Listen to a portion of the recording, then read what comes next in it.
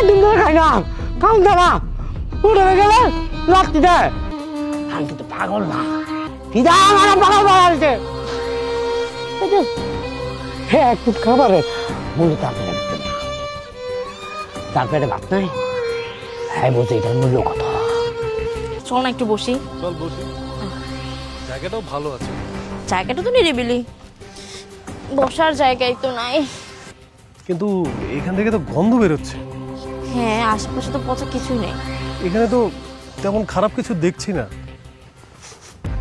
বন্যা, তোর ব্যাগ থেকেই তো মনে হয় গন্ধ আসতেছে। হ্যাঁ ব্যাগ থেকে? তুই দেখ আমার ব্যাগ থেকে কিসের গন্ধ আসবে?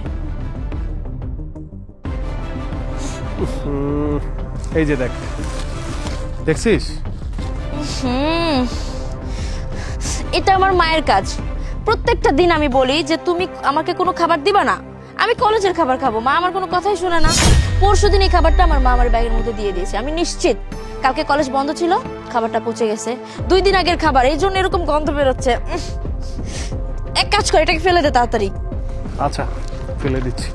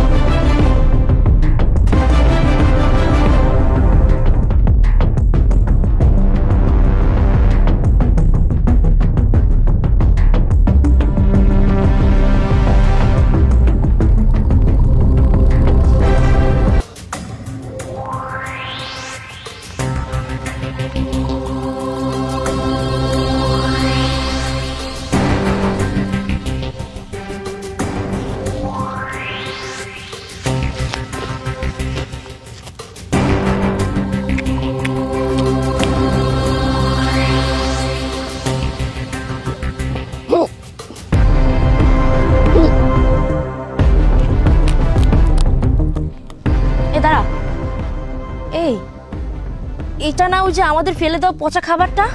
ওই লোকটা কিভাবে খাচ্ছে পাগলের মতো। হ্যাঁ তাই, চল তো। আরে তাতে চল। আপনি পচা খাবার খাচ্ছেন কেন? আপনার তো শরীর খারাপ করবে। নষ্ট, আমার অনেক খিদা লাগছে, নষ্ট খাবার চিনি না। আগে পেটটা বলবো, তারপর দুনিয়া খাবো। খিদা লেগেছে ভালো কথা, কিন্তু এই খাবারটা তো নষ্ট, 2 দিন আগের পচা খাবার। এটা কেন না? আমার পেটে খিদা লাগছে, আমি খাইতেছি।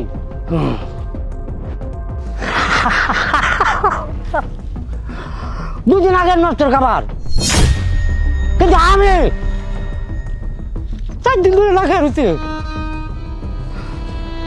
4 দিন ধরে খাই না, খাওন দাঁড়া উঠে গেলে রাত্রি দেয়, দৌড়ে গেলে রাত্রি দেয়। বাবা বাবা খাওন দিব কেনা? বাবা বাবা খাল হায়া লাগছে ভাই, এই হায়া লাগছে দেখা রাতটা দেবে ভাই। এই যে আমার গান না, আমি কিন্তু পাগল না। বাবা আমার পাগল বানা হয়েছে, খিদা আমার পাগল বানা হয়েছে। আপনার তো বড় লোকের বলা, আপনার ঘুম তো একটা মার কাছে চাইলে ভাগ আস। আমার তো মা নাই, বাপ নাই, ভাইও নাই, আমি কার কাছে যাবো? আপনার যেমন চাইলে ভাঙ, আমরা চাইলে খাই না। এলাকা আপনার 2 দিন আগে বাসি খাবা, আমার কাছে আধা ঘন্টা আগে, 4 দিন আগে হোক আর 5 দিন আগে হোক, একটা বই কামো খায় ডাইরেক্ট ঘুম নেমে দেখা।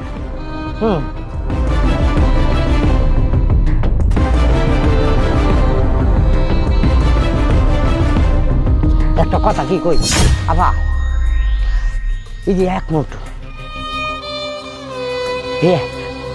এক ফুট খাবারের মূল্য তার পেটে ঢুকবে না, তার পেটে ভাত নাই। হ্যাঁ বলছে এটার মূল্য কত। দেখছো বন্যা, তুমি খাবারকে মূল্যায়ন করো না। 1 মুঠো খাবারের মূল্য কত। আসলে তুমি এটা বুঝতে পারো না যে খাবারের মূল্য কতটা। তুমি প্রতিদিন তোমার মায়ের দেয়া খাবার নষ্ট করে ফেলো। আর আমি তো তোমাকে বললামই যে মায়ের হাতের খাবার সবার ভাগ্যে আসলে জোটে না। তোমার মা আছে তো, তুমি টের পাও না।